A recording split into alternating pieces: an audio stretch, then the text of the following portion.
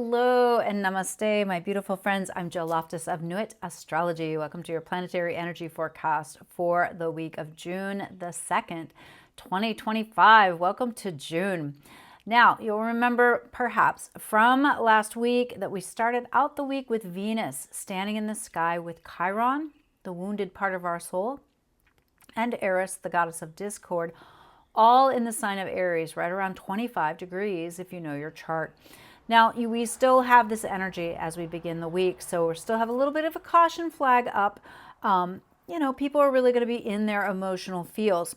This is a disruptive energy, and of course with Venus there, we turn our attention to love and money, but also resources and the earth herself. So we'll pay attention to just maybe a little volatility as the week begins.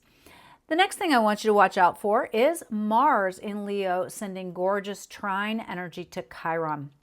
So I think this is like the cleanup after the meeting of Chiron and Eris and Venus. Now, of course, Chiron and Eris are still kind of hand in hand here, but here comes Leo energy, Mars in Leo. Mars is Eris's sister. He says, hey, come on, let's figure this out. Let me help you. Let me, follow me to learn more about how to direct these passions appropriately, how to work with all that fire that you have. So I think there's a lot of beneficial opportunities here to feel more empowered, to feel like you're more capable of managing some of the things that you've been through, the traumas, the difficulties, the part of us that feels unaccepted or rejected, whether it's in our families, our culture, or just in the world. I really like this energy, and I think it will be helpful. I'm also liking the fact that Mercury in Gemini is sending gorgeous energy over to Mars at this time too. So the versatile Mercury in Gemini speaking well with the king, the warrior king. I really like this, and I think there's some beneficial energy here. Now, Mercury is in a clash with the nodes here, and so there's could be this part of you that's kind of like, I disagree with all this multitasking, and also don't cry about it. I don't want to hear about it, okay? So the mind is very active. Last week it was incredibly activated, the Mercury. This week, I think it's a little bit more comfortable, but be sure to balance the perfectionist and the person who just completely doesn't care and doesn't play by the rules, and the kind of shadow of Pisces. So balance the Virgo Pisces axis with this the flexibility of the Gemini nature. Now, we also have the movement of Venus into Taurus. And so I took a picture of this for the beginning, but we'll see. I thought this rose looked funny sitting over here, but I wish you had smell-o-vision. Thank you, Nancy and Jeff, this thing. Venus into Taurus. She loves to be there. So indulge your senses, but not too much. Enjoy your physical body. Get out in nature, hug a tree, celebrate Venus moving into the sign of Taurus. This could make you a little more practical. This could help ground the energy a little bit, a little less of that Aries fire and a little more of this, sitting in the sun and having something nice to eat, okay? I love it. Now, around the 7th, we need to keep an eye on Jupiter, because Jupiter is going to be beginning to come into a clash, a difficult angle with Saturn.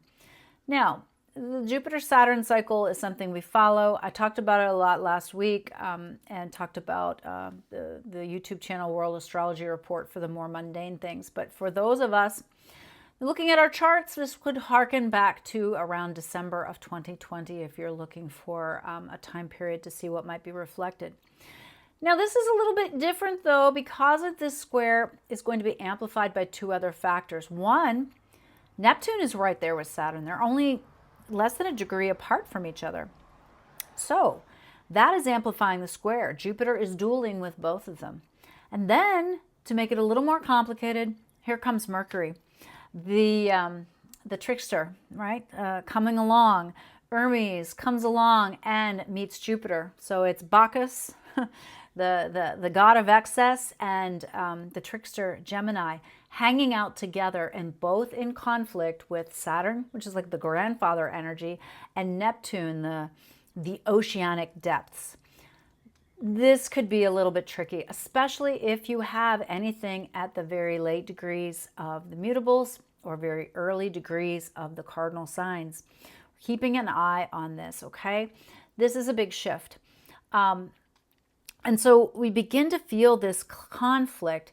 And Jupiter meeting up with Mercury in the sign of Gemini. I mean, I just see this as complete overwhelm of information, disinformation, don't know who to trust, totally feeling scattered. I would imagine that this would also possibly introduce some, difficulties with communications, some misunderstandings here, because of the difficult angle to Neptune and the consequences of Saturn. So slow down if you need to make some decisions. If you're talking, make sure that you're being clear. Make sure you're not, there's a saying, something about like, will you dazzle them with saying all kinds of things that aren't meaningful, and to kind of like cover up the fact that you don't know what you're talking about. Watch out for people like that because, well, A, it seems like they're having their day right now, and B, I think this energy will amplify that. All right. Now, another thing to kind of keep an eye on is on the 8th is after that square, Mercury will move into Cancer. So it's still going to be in the square, but we're kind of observing. Mercury will dip its toe into Cancer first, and then next week, Jupiter follows up. So we're going to watch that shift from the versatile Gemini to the Cancerian, the indecisive energy, the nurture, the slightly fearful one, the one that feels very protective of the family, of the country. I think that is also a theme that you will see arising over these next couple weeks with both Jupiter and Gemini and Mercury present in Cancer. And then the sun will come along and do that same similar amplification too. So these sectors of our charts are about to get a lot of energy flowing. So just be aware of that. We also have to watch at the end of the week, Venus newly in Taurus, right? Enjoying her snack, is going to come into a square, a difficult angle with Pluto. Now that's not going to really perfect, as we might say, until the next forecast next week. But you're going to sense that at the end of the week. And so this is the energy of power struggles, power dynamics, Hades wanting to take Persephone into the underworld. So this is something to just observe and really watch the collective energies. Stay grounded, slow down. So the light of the week, well, there's a lovely little sextile from Venus to Jupiter. That starts on the 4th and goes almost through the end of the week. Not quite, right? When she switches signs, she'll still be in that lovely connection, but I think you'll feel it the most at the beginning of the week. And this, of course, is luck, blessing, and abundance from that Aries area of life to the Gemini area of life. I would like you to also lean into this Mars trying to Chiron and Mercury sextiling to Mars. Have those difficult conversations. Go ahead and feel empowered to take care of the part of you that needs help, to seek leadership, or to be a leader in some way. The shadow for the week, the Jupiter-Saturn that's setting up here. I really got my eye on that. The principle of expansion, the principle of restriction in a difficult angle, especially with the other layered energies that are adding on to this. I feel like there's conflict, and one doesn't have to look far for the headlines to see conflict building, but a lot of this conflict, I feel like, is going to be constructed on illusion and delusion. And it is important that we disconnect from disinformation as much as we can and protect ourselves from those who are operating with untruths, frankly. I'm also watching that Mercury-Jupiter square to Saturn and Neptune.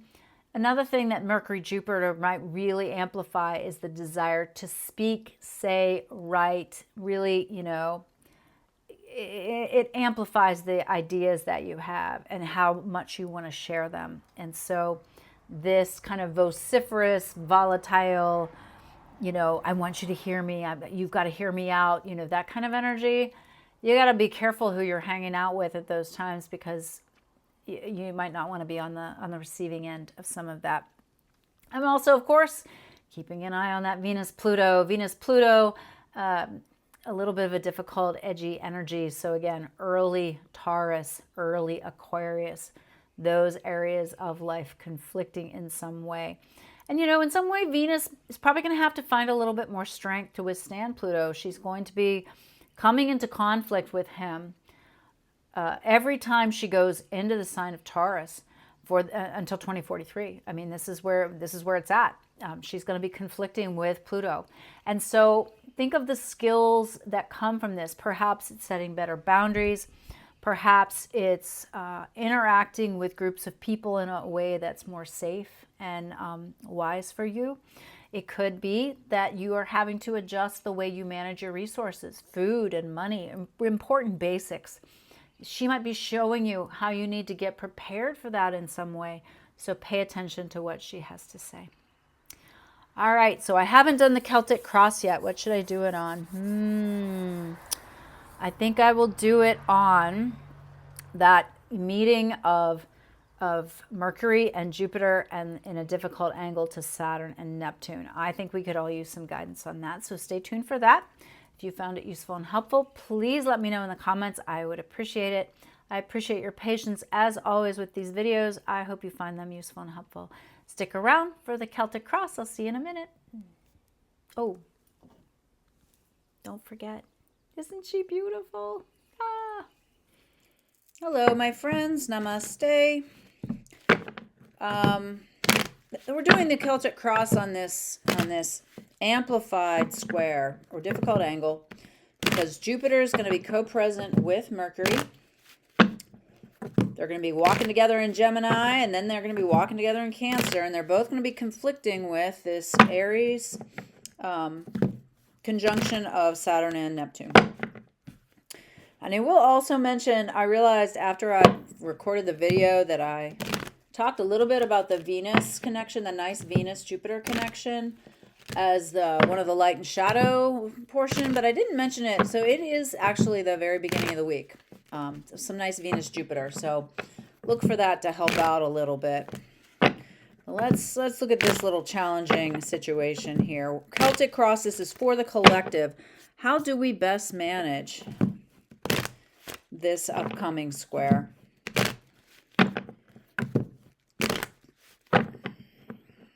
Yeah, what do we need to look out for? Okay. So the first card is us in the situation, with this aspect, and the Four of Pentacles says be conservative. So maybe watch your money, maybe watch your time and energy. Don't overextend yourself. Of course, whenever Jupiter's there, it blows things up, makes them bigger, more expansive. So of course, you know, it could lead to those types of things. But again, even that, like, even kind of circling the wagon, so to speak, with your mind, not just your resources, but this is just kind of like a pulling back energy. What's crossing us is this need for balance, Two of Pentacles. So yeah, balanced, be balanced. In the past, Magician, we've been doing well. We should be proud of ourselves. Future, ooh, I love it. Ace of Cups. So a brand new beginning that has this sense of emotional fulfillment and happiness. It's the pursuit of something that really stirs the senses and emotions. Crowning thoughts, the Empress. There's something we need to create. We've got to start something. The birthing energy is there, okay? So think about that. What does that mean for you when I say, what are you trying to birth? Is it a book? Is it a class or a course? Is it a new company? Is it just something creative within the home? What's going on here? Subconsciously, Page of Pentacles. Also, or maybe even thinking about something that, you know, monetary or, okay, that just dinged. My computer just glitched. I'm having my own personal Mercury retrograde, guys. I know Mercury is not even in the shadow, but I'm having technological issues. Maybe it's all the solar flares and everything, but okay, back to this card. So subconsciously, there's this idea of like wanting to start something new that probably has a financial twist to it. Advice card. Interesting. So how can we be Four of Pentacles, keeping ourselves tight, but also now it's telling you Six of Pentacles, put energy into something. So perhaps it's this idea of gathering forces and then finding this Ace of Cups thing that you're really excited about, and then you dive in. You put your time in there, you put your money in there. Outside influence, Page of Wands. So again, there's something else here about this idea-oriented an idea-oriented action, something that you're inspired to do. So yeah, interesting. What do you want to happen? Two cards here. Justice, right? Fairness, equity, balance. Two of Wands. You also need to make a decision. So there's something here you've been kind of waffling on. And the outcome, Temperance. Well, I like this. This is a good spread. So, the outcome of Temperance just says, again, be wise. That makes sense, right? The crossing card is the Two of Pentacles. And so now we get Temperance. Moderation, understand that you're creating something new out of what you currently have. It's not a card of going to extremes. It's not a card of dropping everything and going and doing something different. It's a card of creation in a balanced way. And of course, there's a lot of divine feminine energy in this card, or in this spread, I would say, with the Empress, Justice, and Temperance. So interesting. Let's look at the reader's fan. Seven of Swords. Beware of theft. So theft of time, energy, or money. Four of Cups. Don't be too trusting. Six of Cups. Could be somebody from the past that maybe you should keep an eye on. And then Ace of Swords. Again, new beginnings. Maybe something that comes from endings. So don't get distracted by things from the past. That's what I'm really feeling that little spread is about. So, all right. Well, have a marvelous week, my friends. I wish you well. I'll see you next time. Bye.